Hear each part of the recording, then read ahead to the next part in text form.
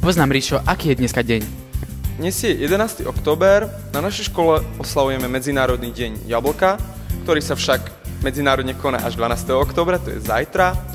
Naši žiaci pôjdu do ulic, budú rozdávať jablčka a takisto letálčiky s týmito brožúrkami. Tento rok je kampaň zameraná na ženy, keďže kampaň je spojená tiež s týždňom boja proti rakovine.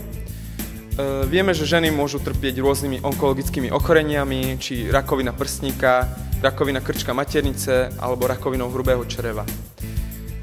Lekára sa naozaj nemusíte báť, choroby však áno. Tak tento týždeň by sme chceli propagovať túto kampaň. Ďakujem pekne za rozhovor. Ďakujem. Každý šťavnatý kúsok jablka zásobuje telo takou energiou, ktorá ohasí smer vďaka obsahu ovocných kyselín a dobre zasíti. Veľmi veľa výživných látok sa nachádza už v šupke, že nemali by ste jablčko šúpať. Pri správnom skladovaní vydržia až do jary, tie menej výstavné exempláre prepožičiajú svoj ovocný šarm s skvelým koláčom či iným dobrotám. Časté nosenie mobilu pri sebe, alebo ak pri hlave nosíte, tak spôsobuje nádor. Alebo akýkoľvek televízor, satelity a neviem čo. Tak je najlepšie tie zariadenie na večer vypnúť, aspoň keď ten spánok, aby sme si mohli pokojne držať.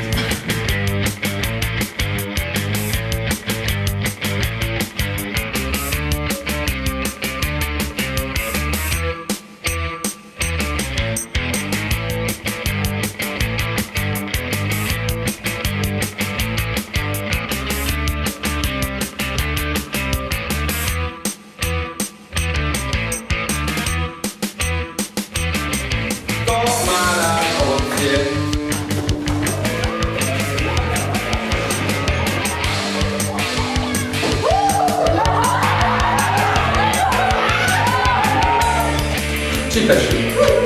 Lukáš ležal na leháku, liečil sa alkoholom a drogami. Miša mala migrénu, Miša miluje marihuanu a alkohol, narkotiky a metal.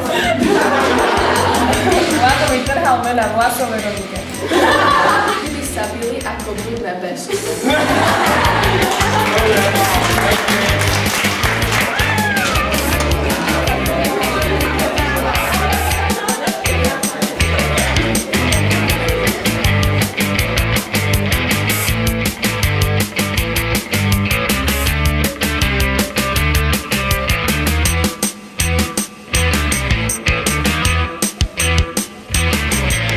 Pre Paparazzi TV Štefan Kaučák.